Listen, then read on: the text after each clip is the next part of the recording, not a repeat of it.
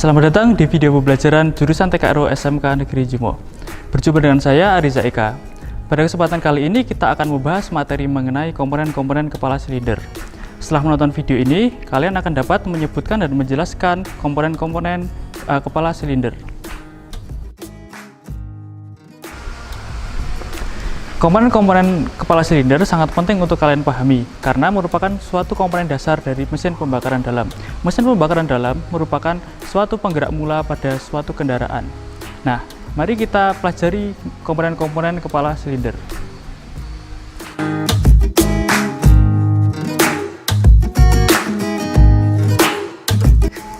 Baik, di sini kita sudah memiliki satu dead engine atau engine mati dari mesin dengan konfigurasi OHV atau overhead valve. Nah, pada mesin ini untuk memudahkan kita mengidentifikasi komponen-komponen sistem utama engine, kita bagi menjadi 3 bagian, yaitu bagian kepala silinder, kemudian ini ada batasnya yang kepala silinder bagian berwarna putih, kemudian bagian blok silinder, dan bagian yang paling bawah adalah oil pan atau crankcase yang berisi crankshaft dan oli.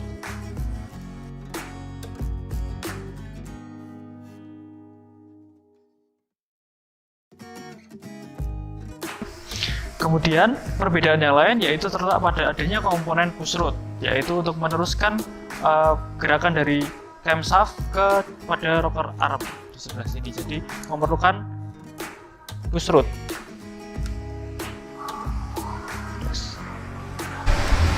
Untuk membahas komponen-komponen kepala silinder yang lain akan kita bahas pada meja kerja agar terlihat lebih jelas. Oke, kita mulai pembahasan mengenai komponen-komponen kepala silinder. Komponen kepala silinder yang pertama yaitu adalah kepala silinder itu sendiri. Kepala silinder untuk mesin tipe OHV bentuknya seperti ini. Kemudian untuk fungsi dari kepala silinder yaitu yang pertama adalah sebagai tempat dudukan busi.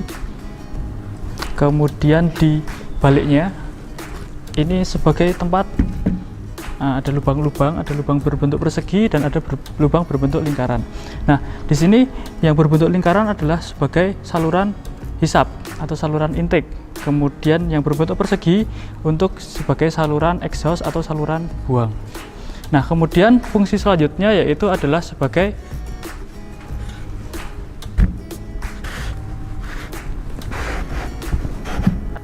untuk lubang-lubang seperti coakan ini adalah ruang bakar. Jadi tempat berlangsungnya pembakaran pada mesin adalah di ruang bakar. Kemudian untuk fungsi selanjutnya adalah sebagai tempat water jacket atau saluran cairan pendingin, yaitu yang ini bentuknya biasanya dia tidak beraturan. Ini kemudian untuk fungsi yang lain adalah sebagai jalur laluan minyak pelumas atau oli yang lingkaran-lingkaran ini. Oke, seperti itu. Kemudian fungsi selanjutnya adalah sebagai tempat katup dan dudukan-dudukannya. Seperti ini. Nah, di sini ada untuk mesin konvensional biasanya dia hanya ada 2 katup. Sedangkan untuk mesin-mesin zaman sekarang dia memiliki lebih dari 2 katup, bisa 3 atau 4, mungkin bahkan ada yang 5. Seperti itu. Nah, katupnya sendiri dibedakan menjadi 2 jenis, yaitu ada katup in dan katup X untuk atau katup hisap dan katup buang.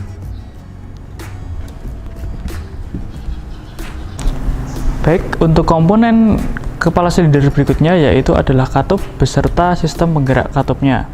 Nah, di sini kita sudah memiliki mesin dengan tipe OHV. Kemudian untuk komponennya yaitu yang pertama di sini ada rocker arm dan rocker arm shaft. Ya, kita ambil dulu, kita letakkan. Nah, kemudian di sini ada katup.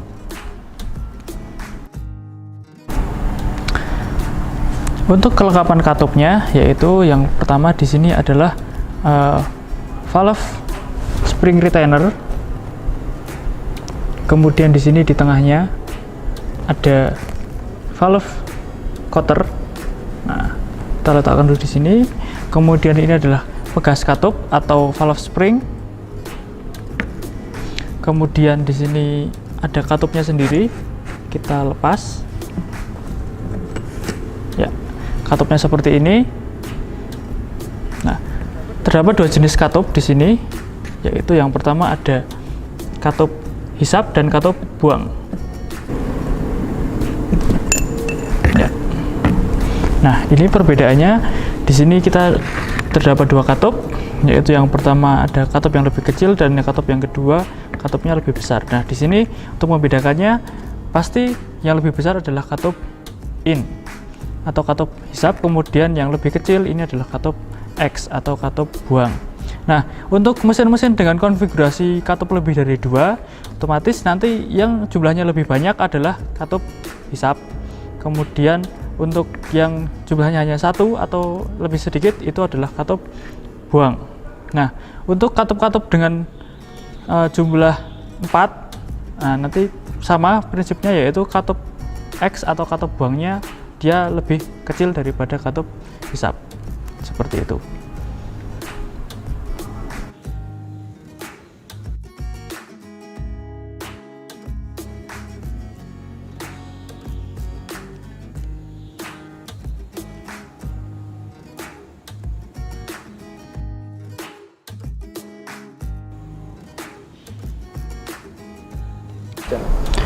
Komponen katup berikutnya yaitu adalah valve seal. Nah, valve seal di sini sesuai namanya, yaitu untuk berfungsi untuk mencegah kebocoran antara katup dengan kepala silinder. Nah, karena katup itu bergerak, otomatis sedangkan katup memerlukan pelumasan. Nah, kemudian dipasangkan valve seal di sini.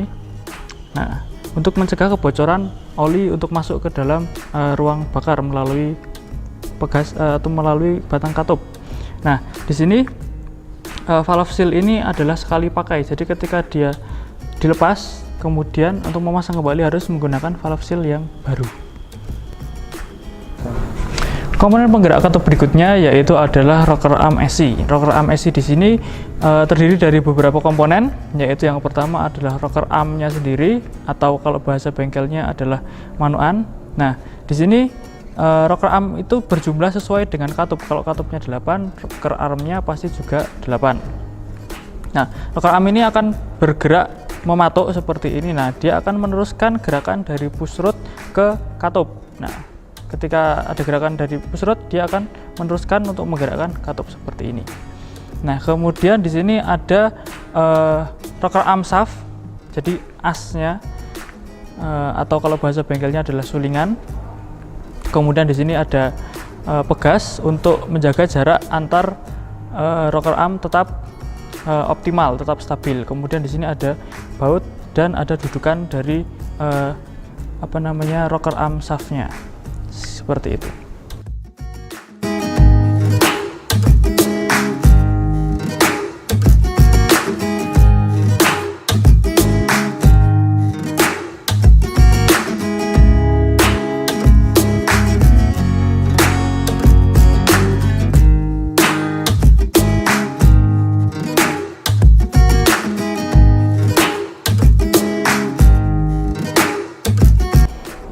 Demikian identifikasi mengenai komponen-komponen kepala silinder tipe OHV beserta fungsinya.